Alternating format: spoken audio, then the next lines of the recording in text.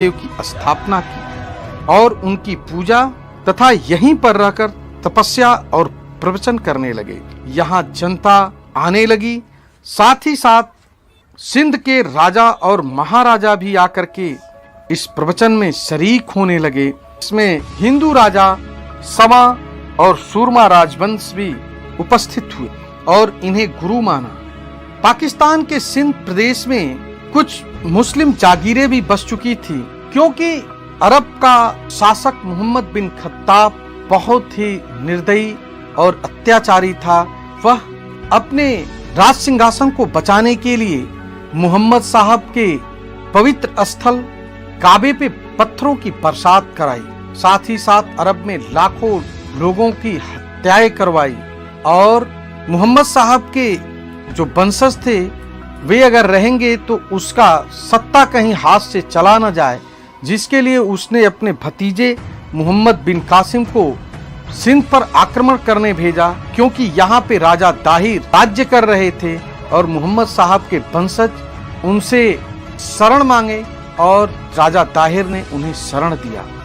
मोहम्मद बिन कासिम सिंध पर आया और राजा दाहिर को युद्ध में शहीद कर दिया। उसके बाद सिंध के पश्चिम और दक्षिण तरफ कुछ मुस्लिम जागीरें बस गई, जिसमें एक जागीर आज पाकिस्तान सिंध हैदराबाद में हैदर खान नामक जागीरदार ने इस शहर का निर्माण कराया, जो आप स्लाइड में देख सकते हैं। हैदर खान को उस समय पता चला कि एक संत सेड़ी में आया हुआ है और उसके शरण में जनता तथा राजा महाराजा आकर के ज्ञान प्राप्त कर रहे हैं। इस पर वह क्रोधित हो जाता है और अपने सैनिकों के साथ बादिन होता हुआ वह सेड़ी पहुंचता है और उस समय थणी मातंग जी लोगों को प्रवचन दे रहे थे।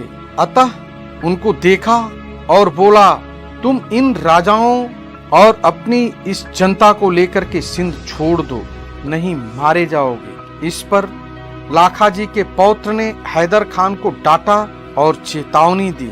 हैदर खान कभी सोचा न था कि उसे इतना बेइज्जत होना पड़ेगा। वह वापस हैदराबाद को तो चला गया, लेकिन उसके अंदर बदले की आग धधक रही थी और वह एक बड़ी सेना लेकर के पुनः वादिन होता हुआ सेड़ी पहुंचा और यहाँ पे जाम लखा जी के पौत्र अबड़ा जी ने अन्य राजाओं की सेनाओं के साथ उसके इंतजार में बैठा था। 7 दिनों तक भीषण युद्ध चला।